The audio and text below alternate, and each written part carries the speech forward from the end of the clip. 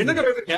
நீங்க கொடுக்குற டெஸ்ட்ல எங்க யோகியதையை தெரிஞ்சுப்பீங்களா? அதானே, நீங்க சொல்லி கொடுத்தத நாங்க கத்துக்கலனா நாங்க வாழ்க்கையில எதுவும் சாதிக்கலன்னு அர்த்தமா? நீங்க பாருங்க, நான் ஒரு இன்ஜினியர் ஆகணும்னு நினைச்சதெல்லாம் உண்மைதான், ஆக முடியலையே. அதனால தான் ப்ரொவிஷன் ஸ்டோர் வச்சேன், லட்சக்கணக்கில் சம்பாதிக்கிறேன். ஏன் யோகியத்துக்கு என்ன குறைஞ்சது இருக்கு? நல்லா இருக்கு. எங்க யோகியதை அளக்க உங்க டெக்ஸ்ட் புக்கா? உங்க டெக்ஸ்ட் புக்கை விட எங்க பஞ்சாங்கமே மேலு. 6 மணி நேரம் டெஸ்ட்ல 3 மணி நேரம் எக்ஸாம்ல எங்க யோகிதை எப்படி உங்களுக்கு தெரியும்? நான் பாடுற மாதிரி உங்களால பாட முடியுமா? இல்லன்னா நான் விதவிதமா ருசி ருசியா சமையல் செய்யற மாதிரி உன்னாலதான் செஞ்சு கொடுக்க முடியுமா? நான் துணி தைக்கிற மாதிரி உன்னால தைக்க முடியுமா?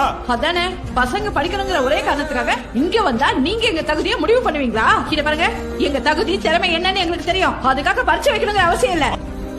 நான் என்னெல்லாம் சொல்லணும்னு நினைச்சனோ அத நீங்களே சொல்லிட்டீங்க. உங்க பசங்கள ஒரு மியூசிஷியன் இருக்கலாம், அவங்களுக்கு மேத்ஸ் முக்கியம் இல்ல. ஒரு நல்ல ஆண்டர்பிரனர் இருக்கலாம், அவங்களுக்கு இங்கிலீஷ் லிட்டரேச்சர் அவசியமே இல்ல. பெரிய டான்சர் இருக்கலாம், அவங்களுக்கு கெமிஸ்ட்ரி தேவை இல்ல. உங்க பசங்கள அத்லெட்ஸ் இருக்கலாம், அவங்களுக்கு பிசிக்கல் ஃபிட்னஸ் தான் தேவை, பிசிக்ஸ் இல்ல. மார்க்ஸ் நிறைய வந்தா நல்ல விஷயம் தான், வரலன்னா அவங்க செல்ஃப் கான்பிடன்ஸ் மட்டும் புதைச்சிடாதீங்க, அவங்களை ஜட்ஜ் பண்ணாதீங்க. நீங்க நினைக்கிற வாழ்க்கையை அவங்க வாழணும், நான் நினைக்கிறது அவங்க வாழ்க்கையை அவங்க வாழணும். எக்ஸாம்ங்கிற பேர்ல அவங்க கனவை நீங்க கலைச்சிடாதீங்க.